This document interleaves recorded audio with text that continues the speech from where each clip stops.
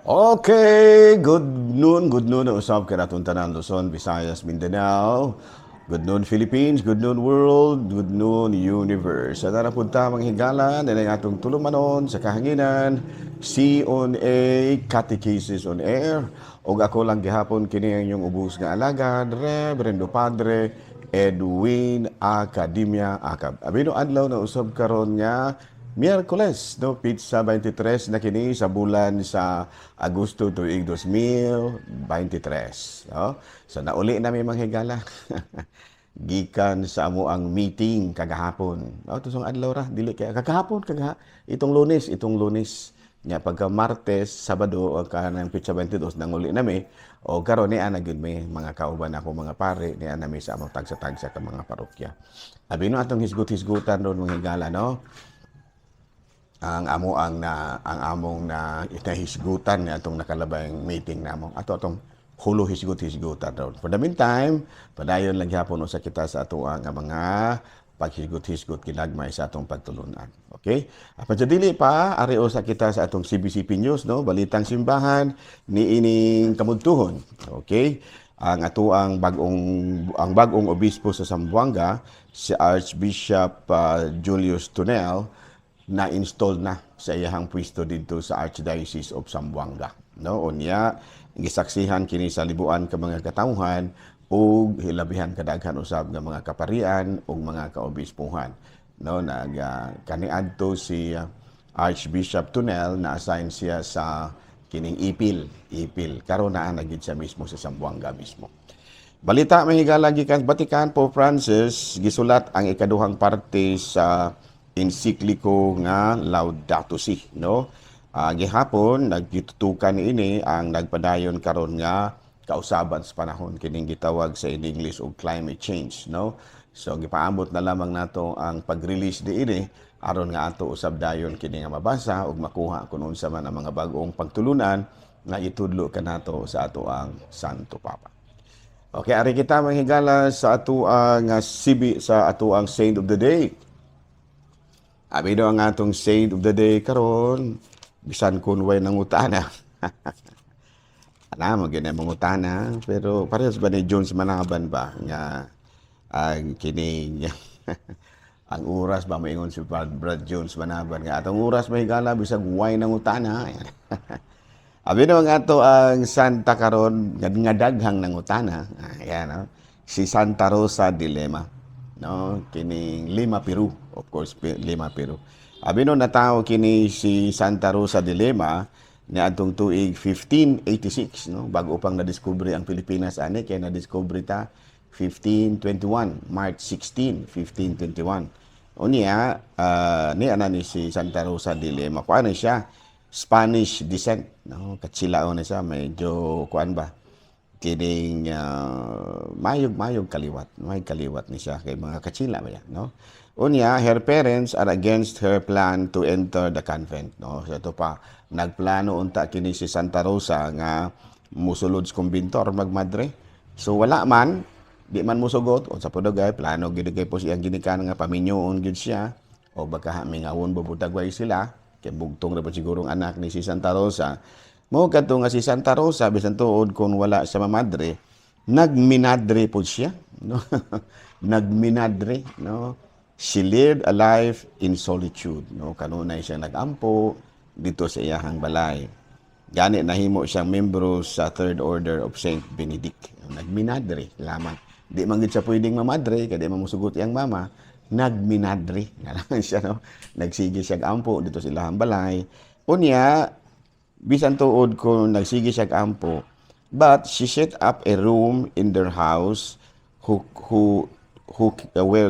were cared, no, house where homeless children were cared. O sa ato pa bisan tuod kung dili siya madre, nagminadre siya, maampuon siya, and at the same time nagtuk ang dunay parte sa ilang balay nga dito niya atimana ang mga batang pinasagdan. Kana bitaw mga abandoned children ba. Ya dili lang pud mga bata, kung dili mga gulang. Kini bang do naman goy mga anak nga pinasagdan, do na po yung mga ginikanan nga pinasagdan, ano? ug doon na po'y uban nga dili man tuod tigulang, dili man pud tigo bata, pero masakiton nga gipasagdan gihapon sa mga tagtungod kay doon na po'y mga masakiton nga mga kuan ba kanang yan so, mga nagkinahanglan og atimano nya gipasagdan ang bus mga tagtungod. So muna nga kini si Santa Rosa de Lima maoy nag-atiman niini. Gani daghan kaayo ang mga nisunod sa iyahang mga pagtulunan ug mura na pud sila hinuog mga congregation. No, daghan kaayo sila mga congregation kay nahimo naman noon nga ang ilahang balay nga nahimong social services station. Daghan ang mga volunteers, daghan pod ang mitabang, muhatag og mga donations, and at the same time, daghan pod ang mga pasyente. So in other words, nahulma ang usa ka social action center sa mismong ilang panimalay. At the age of 31, siguro na, kuan pod siguro in taon kini si Santa Rosa, medyo pod ba na nasubrahan pod siguro sa trabaho, she died. Namatay kini si Santa Rosa at the age of 31. And then, the whole city showed up for her funeral. No? Halos tanan nga mga tao ni kumpanyar sa iyahang lubong. Ugani, ang mga prominent men, sa ato pa na mga ilado nga mga tao, mga politiko, mga dato, maoy nagpuli-puli og pas-an sa iyahang lungot. So sa ato pa, kuan jud kay silahang kasing-kasing si Santa Rosa. Nakita ginila kung unsa ka matinud-anon og kabuutan kini si Santa Rosa. Muna nga karon nahimo isang usa ka santa. Si Santa Rosa de Lima. Ayan, no? Santa Rosa de Lima, no? Ako dayang timbayaon og mayong budto akong classmate nga ang iyang birthday dungan karong adlaw sa fiesta ni Santa Rosa de Lima o ginganlan siya og Rosedale. Rosedale, nga naman Santa Rosa de Lima. Okay? Pino, mao kadto mahigala nga tuang saint of the day karon nga atong gipaila-ila ug ari kita mga higala sa atuang pagtulunan, no? Pagtulunan nato. Okay. So unang pagtulunan. Unsa man kining gitawag og Bible commentary, no? Commentary. Bible commentary. Sa man. Kining Bible commentary is a written series of explanations and interpretations that are written by some of the most knowledgeable theologians of the church. History and the most knowledgeable theologians in church history. Through a personal narrative, they provide deeper understanding and insight into the Bible and can be valuable tools to assist both casual reading and serious study. Sa ato pa kini mga Bible commentary, gisulat kini sila sa mga banggiitan, no, nga mga kinibitawng banggiitan nga mga theologians sa kasaysayan sa simbahan. Usa na kanila mao kini si San Jeronimo, no, nandun na siya ay Saint Jerome Biblical Commentaries. No, so wala, no, nga importante kayo nga mubasa tag Bible, mubasa pud kita og Bible commentary. Mga maayo man sila, mga maayong laki man sila. Okay, so another ari kita sa lain nga pagtulunan. Okay, why is the church against gay marriage? Kini siya kuan kaayo ni siya kanang kana bitaw tulukibon kay ni siyang tapika. Ngano man ang Katolikong simbahan di man musugot og same-sex marriage. Okay, di bang gay marriage ba? Yung natong basahon sa Genesis chapter 2 verse 18, no offense intended sa mga gay, ha. Wasig na ay mga gay karon nga nananaw sa ato ang kini Facebook page. No offense intended. Ayan daw. Sa Genesis chapter 2 verse 18, tungod dinhi ang lalaki mobiya sa iyang inahan ug amahan ug mutipon sa iyang asawa ug sila dili na duha kundi usa na. Sa ato pa asawa meaning babae gyud na siya. So there is no such thing as kanang lalaki ka nya na imong bana. Ato pa ang usa ka lalaki mobiya sa iyang amahan ug inahan ug mutipon sa iyahang asawa, ano ni siya, understood na ni nga babae kini ug silang duha may unang usa. So sa sibang Katoliko gitan-aw nato ang kabinyoon isip usa ka sakramento. Makita nga timailhan sa grasya nga gihatag sa Dios aron magbalipayon sila sa ilang kabinyoon dinhi sa yuta ingon man sa langit. Okay, klaro. Okay nya sa Efeso Kapitulo 5, 21 sa 32, ang kaminyoon usa ka balaang pagtubag sa tawag sa Ginoo. Sa Genesis chapter 19, two angels in disguise visited Sodom and Gomorrah. Ato pa itong nahisgutan ng Sodom and Gomorrah. Tungod kay mo kini usas mga hinungdan nga nalaglag ang Sodom and Gomorrah. Tungod lagi ining gitawag bitaw nato og mga homosexuality. Ganyan ano.